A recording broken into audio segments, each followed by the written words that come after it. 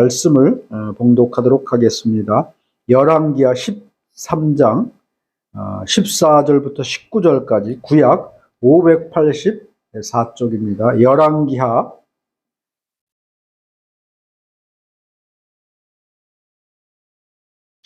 13장 열왕기하 13장 14절부터 17절 말씀까지 19절 말씀까지 제가 좀 잘못 쓴 것 같으네요. 19절 말씀까지 제가 봉독하겠습니다. 제가 봉독해 올리겠습니다.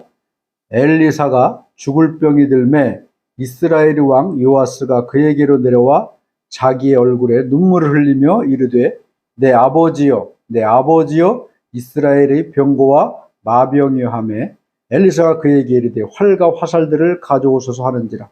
활과 화살들을 그에게 가져오매 또 이스라엘 왕에게 이르되 왕의 손으로 활을 잡으소서 하매 그가 손으로 잡으니 엘리사가 자기 손을 왕의 손 위에 얹고 이르되 동쪽 창을 여소서 하여 곧 열매 엘리사가 이르되 쏘소서 하는지라. 곧 쏘매 엘리사가 이르되 이는 여호와를 위한 구원의 화살 곧 아람에 대한 구원의 화살이니 왕이 아람 사람을 멸절하도록 아벡에서 치리이다 하니라.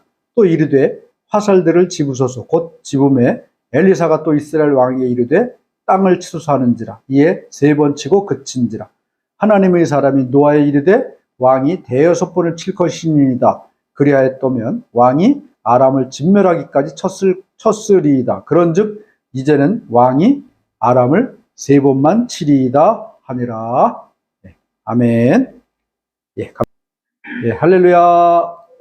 감사합니다. 오늘 이 시간도 이렇게 함께 하나님을 예배하고 우리 모두가 찬양케 하시니 감사합니다.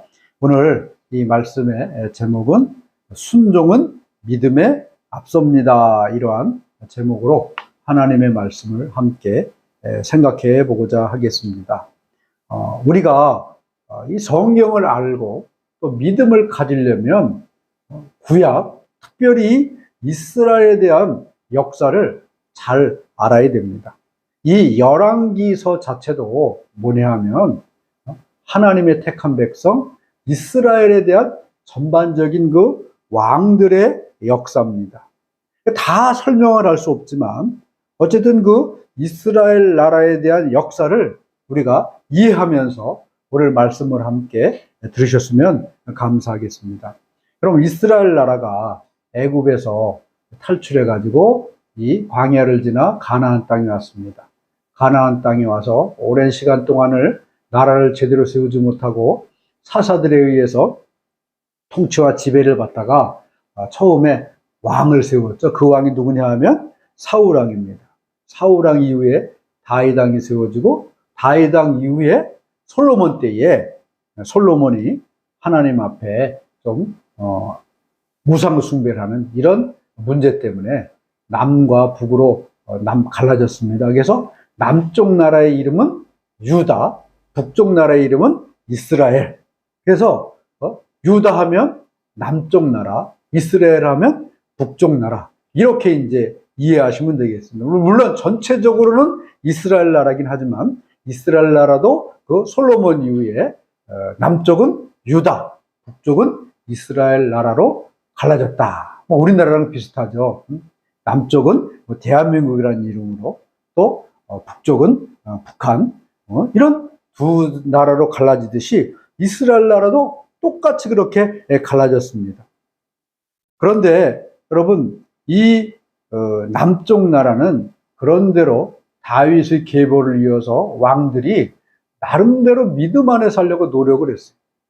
그래서 이 다윗 왕조는 이 유다 나라가 망할 때까지 다윗의 족속이 이 나라를 다스렸습니다. 그런데 이 북쪽은 계속해서 우상숭배와 악을 행하는 왕들이 많이 생기다 보니까 반역도 많이 일어나고 왕을 죽이고 또 그 죽인 사람이 왕이 되기도 하고 그래서 아주 복잡합니다. 그런데 특별히 북이스라엘은 정말 하나님을 거역하고 배반한 왕들이 많아가지고 일찍 그 아수르라는 나라한테 망했죠. 그런데 특별히 북왕국의 요아스 왕에 대한 오늘 이야기입니다. 그럼 북이스라엘 나라는 이렇게 악한 왕이 많았는데 대표적인 왕이 누구였냐 하면 아합이라는 그런 왕이었습니다. 아합에 대한 이야기는 많이 아실 거고, 또 모르시면 나중에 다시 제가 말씀을 드리고, 아합 왕이 있고 또 요아스라는 이 왕이 하나님 앞에 늘 우상 숭배하고 악을 행한 그런 왕이었습니다. 그런데 여러분, 이 아합 왕과 그 요아스 사이에 수십 년 동안 몇 명의 왕이 이렇게 나라를 다스렸는데, 항상 이들은 하나님 보시기에 우상 숭배하고 악한 일을 서슴없이 행한 그런 왕이었습니다. 그럼에도 불구하고 이 나라가 망하지 않고 이 나라가 저주받지 않은 이유가 있었는데, 그 이유가 뭐냐 하면 이 이스라엘 나라에 아주 하나님을 온전히 섬기는 위대한 선지자 두 사람이 있었습니다. 그 사람이 누구냐 하면 누구겠습니까? 네, 엘리야라는 그런 선지자와 오늘 성경에 나오는 엘리사라는, 엘리야의 제자죠. 엘리사라는 선지자, 이 두 사람이 있었습니다. 여러분, 북이스라엘 나라가 이렇게 아합을 비롯해서 지금 요아스에 이르기까지 계속해서 우상 숭배와 악을 행했음에도 불구하고 하나님은 여러분, 하나님의 백성이기 때문에 여전히 북이스라엘 백성들을 사랑하고 계시다는 사실을 이 시간 믿으실 수 있기를 바랍니다. 사랑하니까 하나님은 여러분 정말 성경에 이렇게 누구와도 비견될 수 없는 위대한 선지자 엘리야와 엘리사가 가장 악한 왕들이 지배할 때 이스라엘을 지키는 그런 선지자로 이들은 살았던 겁니다. 성경은 말합니다. 죄가 많은 곳에 뭐가 많다 그럽니까? 은혜가 많다, 이렇게 말합니다. 그런 듯이 여러분, 이 이스라엘 나라의 악과 우상이 가장 판치는 이때에 하나님의 가장 위대하고 놀라운 선지자를 보내주셔서 이들을 지켜주시고 보호해주고 계셨다는 겁니다. 사랑하는 모든 성도 여러분, 오늘도 나를 한번 돌아보십시오. 나는 늘 하나님 앞에 죄인으로 살 수밖에 없고, 또 악한 일을 마음으로 생각으로 행하는 그런 죄된 존재일 수밖에 없습니다. 그래, 이제 내일 아침에 일어나면 내가 이런 죄는 절대로 짓지 않아야지, 누구를 미워하지도 말고 정말 주님의 말씀대로 사랑해야지, 이렇게 하면서도 여전히 그 다음날 일어나면 또 그 사람을 미워하게 되고, 또 여러분 악을 행하는 나의 모습을 보게 된다는 겁니다. 그럼에도 불구하고 여러분, 하나님은 나를 늘 사랑하시고 지켜주고 계시다는 사실입니다. 여러분, 나의 죄보다 늘 하나님의 은총과 은혜가 나에게 더 놀랍다는 사실을 오늘도 이 시간 깨달으시고 감사할 수 있는 저와 여러분 되시기를 예수님의 이름으로 축원합니다. 여러분, 그렇다면 여러분, 이스라엘 나라 악한 왕들이 계속해서 우상 숭배하고 악을 행하는 이 나라를 그래도 망하지 않고 진노하지 않고 여러분 지킨 사람들이 있었습니다. 왕들이 지킨 게 아닙니다. 하나님의 놀라운 선지자들이 이 이스라엘 나라를 하나님의 뜻 가운데 지켜주신 줄로 믿습니다. 그럼 이 당시에 이 북이스라엘 나라에 가장 문제가 되는 게 뭐였냐면 아람 나라라는 그런 나라였어요. 옆에 나라인데 늘 이런 아람 나라는 이스라엘 나라를 호시탐탐 노리면서요, 많은 군사력을 가지고 쳐들어와 가지고 추수 때만 되면 싹 쓸어가고 사람을 잡아다가 자신들의 노예로 삼고, 또 다른 곳에 팔아버리는 노예 상인, 인신매매까지 서슴지 않는 이런 사람들이었습니다. 늘 그래서 이 아람과 이 이스라엘은 원수지간이었어요. 여러분, 이 이스라엘 나라를 아람에서 그래도 지킨 거 군대도 아니었습니다. 또 많은 그런 백성들도 아니었고, 여러분, 이 이스라엘 나라를 지켜주는 것은 특별히 하나님의 은혜요, 하나님께서 보내신 선지자 때문이라는 사실을 오늘 성경은 말씀하고 있습니다. 여러분, 우리나라를 지키는 게 누구겠습니까? 군대가 아무리 강해도 여러분, 그 군대의 힘으로 나라를 지킬 수가 없습니다. 또 위대한 대통령이 있다 하여도 그 나라를 지킬 수 있는 게 아닙니다. 제가 태어나서 대통령 선거를 많이 했어요. 박정희 대통령 시대부터 그 다음에 뭐 전두환, 노태우, 김영삼, 김대중, 그 다음에 또 누굽니까? 노무현 쭈쭈쭈 나오는데요. 그 다음에 문재인, 이름이 뭡니까? 윤 누구죠? 윤석열 대통령이 이르기까지 여러분 아무리 기대를 해봤자 거기서 거기 아닙니까? 결코 여러분 위대한 대통령이 나온다 그래서 그 사람이 나와 우리나라와 우리 민족을 지켜줄 수 있는 것이 아니란 것입니다. 나와 내 가정과 내 사업장, 여러분 돈이 지킬 수 있겠습니까? 권세가 지킬 수 있겠습니까? 물론 어느 정도는 지켜줄 수 있겠죠. 그러나 정말 나와 내 가정과 내 사업장과 나라와 민족을 지킬 수 있는 것은 오직 여러분 하나님께서 지켜주셔야만 가능하다는 사실을 오늘 이 말씀을 통해서 분명히 저와 여러분이 깨달을 수 있기를 예수님의 이름으로 간절히 축원합니다. 요아스 왕은요, 아까도 말씀드렸지만 우상 숭배하고 악을 행하는 그런 왕이었습니다. 그렇지만 이 요아스 왕은 그래도 하나 믿는 게 있었는데 뭐냐 하면 엘리사라는 하나님의 선지자였어요. 그래서 엘리사가 여러분 얼마나 큰 일을 행했는지 늘 아람이 쳐들어오고 다른 족속이 쳐들어올 때마다 하나님께서 엘리사의 눈을 열어서 여러분 그들이 쳐들어오지 못하도록 다 지켜주시고 막아주었던 겁니다.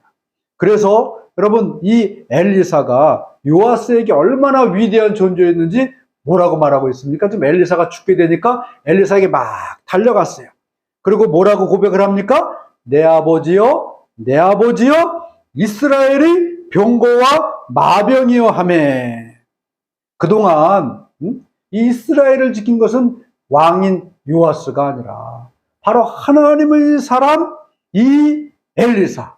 그러기에 하나님의 사람 이 엘리사야말로 이스라엘의 병거와 마병입니다 라고 고백을 하는 그런 모습을 지금 볼 수 있습니다. 여러분 이 우상 숭배를 악한 왕이었지만 하나님은 여전히 그와 그의 백성들을 사랑하고 계시다는 겁니다. 여러분 그래서 이 엘리사에게 이 엘리사가 죽게 됐을 때 이 요아스가 그를 찾아갔습니다. 그를 찾아갔을 때 이 엘리사도 걱정이 많이 됐겠죠. 이제 내가 죽으면 이 나라는 어떻게 될 것인가? 아마 고민을 많이 했을 것입니다. 그런데 하나님께서 특별히 엘리사에게 자신을 찾아온 그 요아스 왕에게 이러이러게 해라라고 지시를 했어요. 오늘 성경을 보면 여러분 이 엘리사가 이 찾아온 요아스에게 두 가지를 하라고 지금 말하지 않습니까? 이 말씀은 무엇을 얘기하냐면 엘리사 자신이 이제 죽어도 누가 이 땅과 왕을 지킬 수 있을 것인가? 이것을 하나님께서 지금 보여주시는 것입니다. 상징적으로 보여주시는 것입니다. 우리 이 말씀을 통해서 저와 여러분 모두도 여러분 나를 지키고 우리 가정을 지키고 또 우리 나라를 지키는 게 과연 누가 지킬 수 있는가? 무엇이 지킬 수 있는가? 이거를 한번 깊이 생각하시고 이 시간 깨달을 수 있기를 예수님의 이름으로 축원합니다. 오늘 여러분, 엘리사는 이 요아스에게 두 가지를 요구했습니다. 이 두 가지 요구는 상징적으로 말씀하시는 하나님의 음성이라는 거예요. 첫째가 뭡니까? 말씀을 보면 뭐라고 얘기해요? 동쪽 창을 열어 활을 쏘소서, 이렇게 11절에 말합니다. 그리고 두 번째 한 행동이 뭐냐 하면 18절을 보면 화살들을 잡아가지고 땅을 치소서. 두 가지를 지금 말하고 있어요. 이 두 가지 행동을 통해서 하나님은 이 요아스에게 무엇을 말씀해 주고 있는 것인가? 이 시간 한번 생각해 보도록 하겠습니다. 여러분, 첫째, 지금 이 요아스에게 엘리사가 명령을 합니다. 동쪽 창을 열어서 활을 쏘소서, 이렇게 요구했습니다. 그랬더니 이 요아스는 동쪽 창문을 열었어요. 그리고 활을 멀리 쐈습니다. 이 의미를 지금 이 엘리사는 설명해 주고 있어요. 뭐라고 설명하고 있습니까? 이스라엘의 적군인 아람 나라를 여호와의 구원의 화살이 그들을 쳐서 멸하실 것이다 라는 그런 의미가 있다라고 설명을 해주고 있습니다. 여러분, 이 말씀을 통해서 저와 여러분에게 또한 하고 있는 말씀이 뭐겠습니까? 동쪽이라는 것은요, 하나님의 거룩한 임재의 상징이고 하나님이 들어오시는 문을 뜻하는 겁니다. 그래서 구약의 성막을 이렇게 가만히 들여다보면 문이 항상 어디로 되어 있느냐? 동쪽으로 되어 있어요. 해돋는 동쪽에 문을 만들어 놓고, 여러분, 그 문을 활짝 열면 햇빛과 함께 누가 들어오십니까? 하나님이 들어오시는 그런 구조로 성막은 되어 있는 겁니다. 또 에스겔서 44장 1절과 2절을 보면 에스겔이 본 환상 가운데 큰 하나님의 성전이 있었어요. 그 성전에 문이 있었습니다. 동쪽에 큰 문이 있었는데 그 문에 대한 설명을 이렇게 하는 거예요. 그가 나를 데리고 성소의 동쪽을 향한 바깥문에 들어오시니 그 문이 닫혔더라. 여호와께서 내게 이르시되 이 문은 닫고 다시 열지 못할지니 아무도 그리로 들어오지 못할 것은 이스라엘 하나님 나 여호와가 그리로 들어왔음이라. 그러므로 닫아 둘지니라. 에스겔이 본 큰 여러분 성전의 환상, 동쪽에 문이 있었습니다. 그 동쪽 문을 닫아둬라 말하고 있어요. 왜? 그 동쪽 문은 나 이스라엘 하나님 나 여호와가 그리로 들어왔음이라. 여러분, 이 동쪽 문, 동쪽 창은 하나님이 들어오시는 그런 거룩하고 신령한 문이라는 사실을 저와 여러분이 오늘 말씀을 통해서 깨달을 수 있기를 예수님의 이름으로 간절히 축원합니다. 그래서 이 요아스에게 당신이 이제 동쪽 창을 여십시오. 열었습니다. 활을 쏘십시오. 활을 쐈습니다. 이 이유가 뭐겠습니까?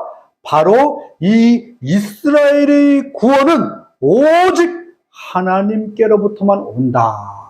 하나님이 동쪽 문을 열고 들어오실 때에만 이 이스라엘 백성들을 지키시고 구원하신다. 이러한 사실을 깨닫게 하기 위함이라는 사실을 여러분, 이 시간 저와 여러분이 깨달을 수 있기를 예수님의 이름으로 축원합니다. 여러분, 내가 이 땅을 살아갑니다. 내가 이 땅을 살아가지만 정말 세상적으로 내가 모든 것을 다 가졌다고 해서 명예를 가지고 권세를 가지고 힘을 가지고 다 가졌다고 해서 그것이 정말 나를 영원히 지켜줄 수 있을 것인가?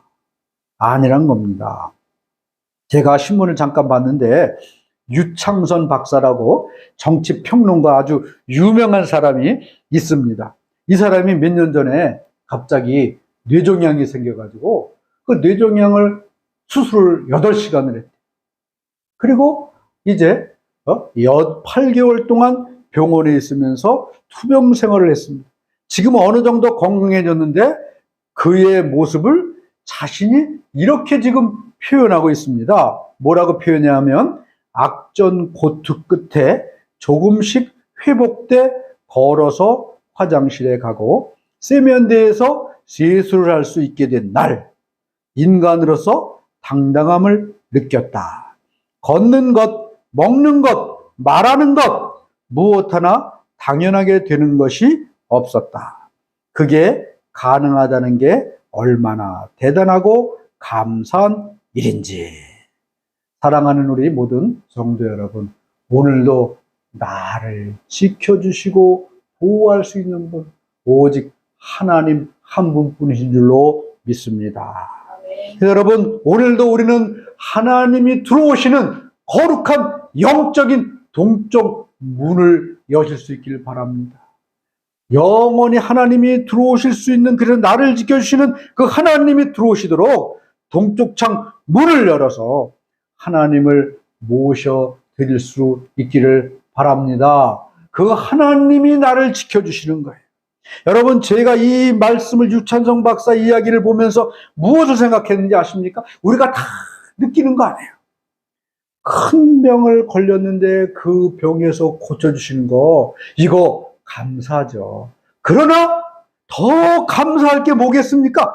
큰 병에 안 걸리고 지금 이렇게 건강하게 잘 먹고 잘 싸고 화장실 가고 걷고 이런 모든 것, 이것 자체가 이렇게 지켜주시는 게 여러분 얼마나 감사하고 얼마나 고마운 사실입니까? 우리는 어르신들을 방문할 때마다 그거 느끼잖아요. 먹는 것, 마실 수 있다는 것, 화장실 갈 수 있다는 것, 시원하게 병을 볼 수 있다는 것, 이것만으로도 우리는 하나님이 지켜주신 이 은혜에 너무나 감사하고 감격해야 될 줄로 믿습니다. 저와 여러분 모두는 오늘도 주님이 들어오시는 거룩한 영적인 동쪽의 창문을 여실 수 있기를 바랍니다. 그리고 그 문으로 들어오시는 주님을 여러분 내 삶 가운데 온전히 영접하셔서 나를 지켜주시는 능력으로 삼으실 수 있기를 예수님의 이름으로 축원합니다. 두 번째, 오늘 여러분 말씀을 보니까 이 요아스에게 엘리사가 명령을 했습니다. 화살을 드십시오. 화살을 들었어요. 땅을 치십시오. 그랬더니 땅을 쳤습니다. 이것은 과연 무엇을 상징하는 거겠습니까? 구약 성경을 보니까 이 화살이라는 이 단어는요, 히브리 말로 체스라는 단어입니다. 화살이라는 뜻도 있고요, 하나님의 화살, 번개, 이런 어떤 강력한 힘을 나타내는 뜻이 있습니다. 그리고 땅이라는 것은 에레츠라는 단어인데 땅, 나라, 열국 이런 뜻이 있습니다. 그리고 이 엘리사가 땅을 치십시오, 이런 치다라는 단어는 뭐냐 하면 낙하라는 단어인데 이 치다라는 것은 두들기다, 이런 뜻이 있습니다. 물론 우리가 얘기하는 땅을 탕탕탕 두들기는 거겠죠. 그러나 그런 뜻도 있지만 어떤 뜻이 있다면 공격하다, 세게 때리다, 처부수다, 이기다, 박살내다, 아주 이런 뜻이 강력하게 들어있는 겁니다. 그런데 이 요아스는 이 엘리사의 말을 따라 땅을 쳤어요.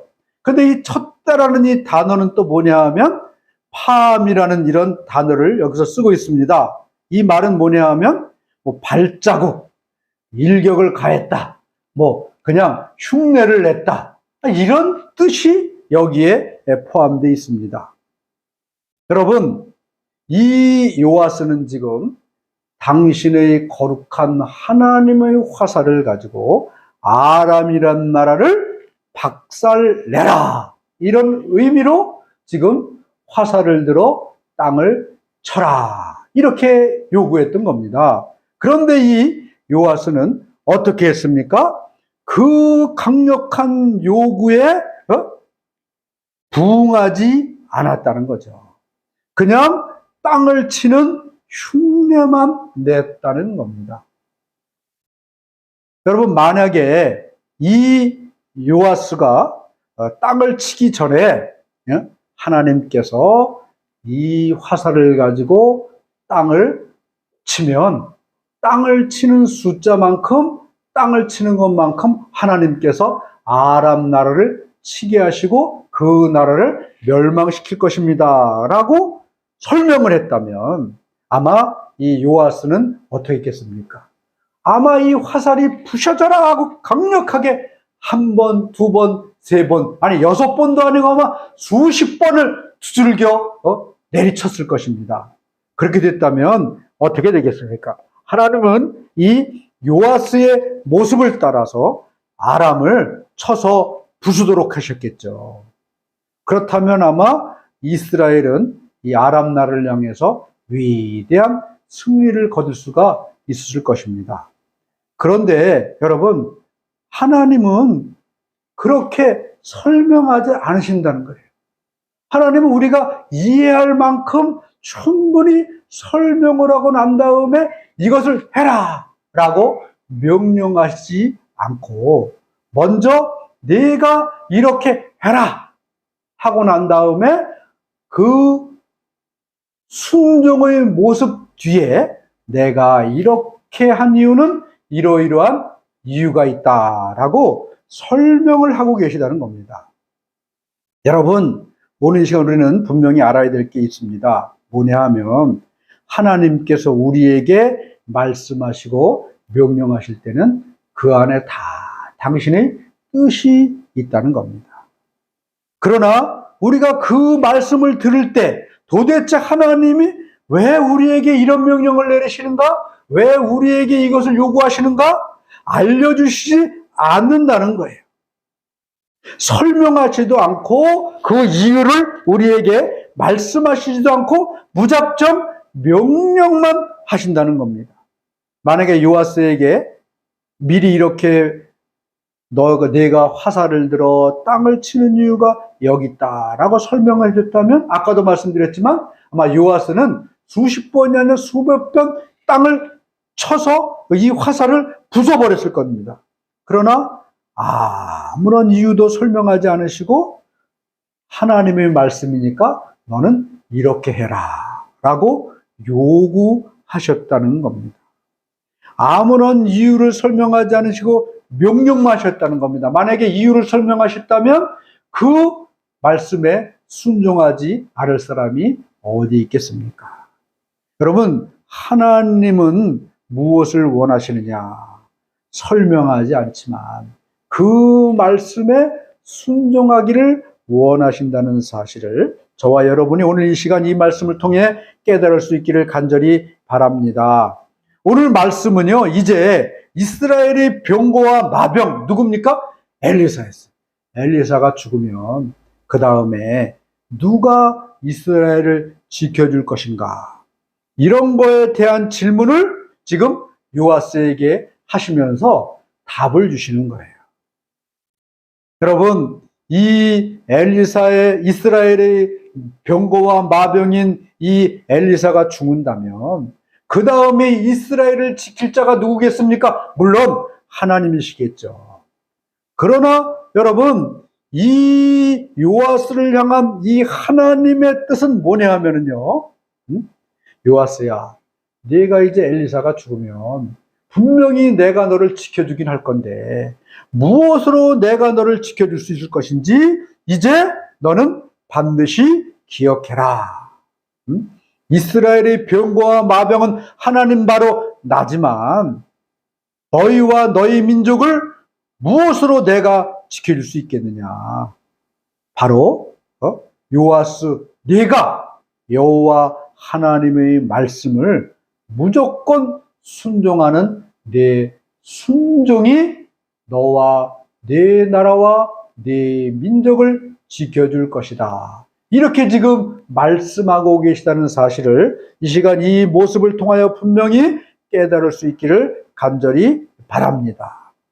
여러분, 이 요아스가 엘리사의 말대로 이 화살을 들어 화살이 부서지도록 수십 번씩 아마 이 땅을 두드리겠다면 하나님은 그 모습 그대로 아람 나라를 무찌르고 두들기고 이 박살내버려서 이 이스라엘 나라의 온전한 자유와 평안을 회복시켜 주시고 지켜 주셨을 것입니다. 그러나 이는 그냥 땅을 내리치는 흉내만 냈을 뿐이에요.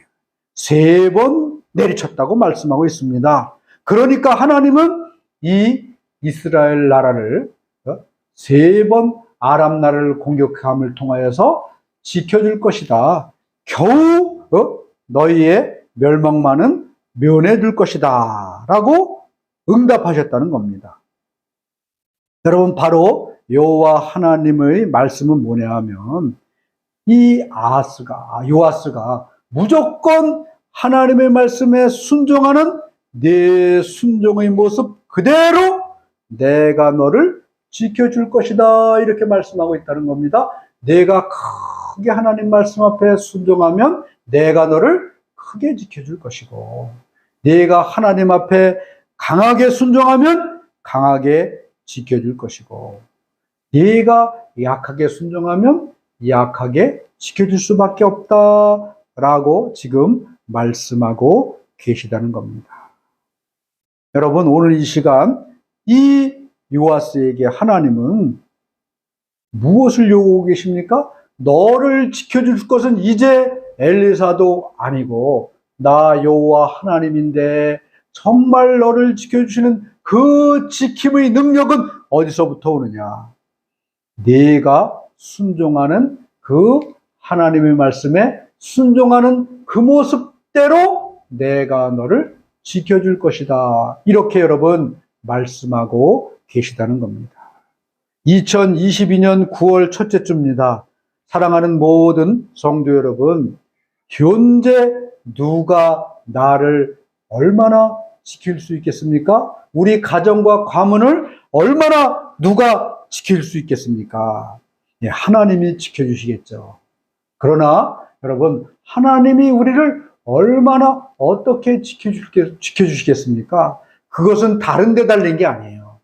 내가 정말 하나님께서 말씀하시는 그 말씀과 계명과 명령을 그 이유는 모르지만 그 뜻은 모르지만 그것을 정말 온전히 내가 순종하는 그 모습 가운데 순종의 크기만큼 하나님은 저와 여러분을 보호하시고 지켜주실 것이다. 이러한 사실을 이 시간 깨달을 수 있기를 간절히 바랍니다. 어머니와 함께 가나의 혼인잔치에 가셨어요. 혼인잔치에 포도주를 사람들이 많이 먹고 흥청망청 취해서 기뻐하고 있는데 무슨 일이 벌어졌습니까? 포도주가 떨어졌어요. 그러니까 잔치집이 싸늘해졌습니다. 그 예수의 어머니가 제자들을 부르고 예수를 부릅니다. 그리고 이 하인들에게 뭐라고 얘기합니까? 이 예수님이 너희에게 무슨 말씀을 하시든지 그대로 하라. 이렇게 얘기했어요. 그랬더니 예수님이 야, 니네들 그 큰 양동이 옛날에 손 씻고 발 씻고 하는 큰 항아리를 다 갖고 와라. 6개를 갖고 왔어요. 꽤 크겠죠. 자, 이제 거기 있는 걸 다 쏟아버리고 그 안에다가 물을 꽉꽉 채워라. 하인들이요 넘치도록 채웠습니다. 그런데 도대체 이 물을 왜 채워야 하는지 예수님은 아무 설명도 안 했어요. 무조건 채워라. 채웠습니다. 이제는 떠서 모든 사람들에게 갖다 주어라. 도대체 이게 무슨 말인가? 이 물을 떠다 무엇을 하려는가? 이 하인들은요 별 생각 안 했습니다. 그래, 예수라는 분이 항아리에 채우라니까 채웠습니다. 그 다음에 물을 떠서 갖다 주어라. 갖다 주었어요. 그랬더니 여러분 어떤 일이 벌어졌습니까? 항아리를 가득 채웠던 물이 뭘로 변했습니까? 포도주로 변했습니다. 떠서 갖다 주었더니 사람들이 뭐라고 얘기합니까? 모든 잔치집은 처음에는 맛있는 포도주를 내놓다가 술에 취하면 싸고 맛없는 포도주를 내주는데, 이 집은 어떻게 된 게 처음 먹었던 이 포도주보다 더 맛있고 더 좋은 포도주를 내놓으니 이게 무슨 일입니까? 라고 사람들이 기뻐했습니다. 성경은 뭐라고 얘기하는지 아십니까? 다른 사람들은 몰라도 물도운 하인들은 알더라, 이렇게 말씀하고 있다는 겁니다. 여러분, 만약에 이 종들이 아이고 예수님, 뭐하러 우리가 이 항아리에 물을 뜹니까? 이 물이 뭐가 되겠습니까? 라고 아마 생각을 하고 반항을 했다면 아무 일도 이루어지지 않았을 것입니다. 그러나 이 종들은 예수님의 어머니가 얘기했듯이 너희에게 무슨 말씀을 하시는지 그대로 행하라, 이렇게 얘기했을 때, 여러분, 그들의 삶 가운데 놀라운 기적을 체험했다는 겁니다. 사랑하는 모든 성도 여러분, 이제 정말 우리가 우리 자신을 지켜야 될 줄로 믿습니다. 건강도 지켜야 되고요, 코로나에서도 지켜야 되고, 자녀들도 지켜야 되고, 가정도 지켜야 되고, 사업장도 지켜야 되고, 나라와 민족도 지켜야 됩니다. 여러분, 무엇으로 지킬 수 있습니까? 지킬 만한 돈이나 있습니까? 지킬 만한 건강이나 있습니까? 오늘 주님은 저와 여러분에게 요구하시는 게 있습니다. 내가 너희를 지켜줄 것이다. 어떻게 지켜주십니까? 내가 너희에게 명령하는 그 명령을 순종하는 것만큼 내가 너희를 지켜주리라. 이 요시아에게 한 말씀이 곧 저와 여러분에게 오늘 이 시간 하시는 말씀인 줄로 믿습니다. 크게 순종하실 수 있기를 바랍니다. 많이 순종할 수 있기를 바랍니다. 강하게 순종할 수 있기를 바랍니다. 이유와 조건을 따지지 말고 순종하면 그 다음에 무슨 일이 벌어집니까? 하나님께서 내게 이렇게 명령하신 이유가 여기 있구나 라는 것을 깨닫게 된다는 겁니다. 오늘 이 시간 저와 여러분 분명히 깨달을 수 있기를 바랍니다. 순종이 먼저냐, 믿음이 먼저냐? 내가 믿음이 생겨야 순종하지요. 여러분, 오늘 주님은 이렇게 말씀하십니다. 내가 순종하면 반드시 믿음은 생기게 되어 있다는 겁니다. 믿어서 순종하려 하지 말고 순종함을 통해 믿음을 가질 수 있기를 예수님의 이름으로 축원합니다. 하나님의 말씀에 저와 여러분 묻지도 말고 따지지도 마시기 바랍니다. 내가 정말 전적으로 내가 순종하면 그 말씀에 순종할 때 내 믿음은 생기는 것이고 점점점 성장하는 겁니다. 오늘 이 시간 여러분 이 말씀의 제목처럼 순종이 먼저고 믿음은 그 다음이라는 사실을 오늘 이 시간 분명히 깨달으시고, 이 요시아의 모습처럼 여러분 우리는 순종하되 적당히 순종하지 마시고 최선을 다해 순종함을 통하여서 그 순종이 하나님께서 나를 지키는 능력이 되실 수 있기를 예수님의 이름으로 간절히 축원합니다. 아멘.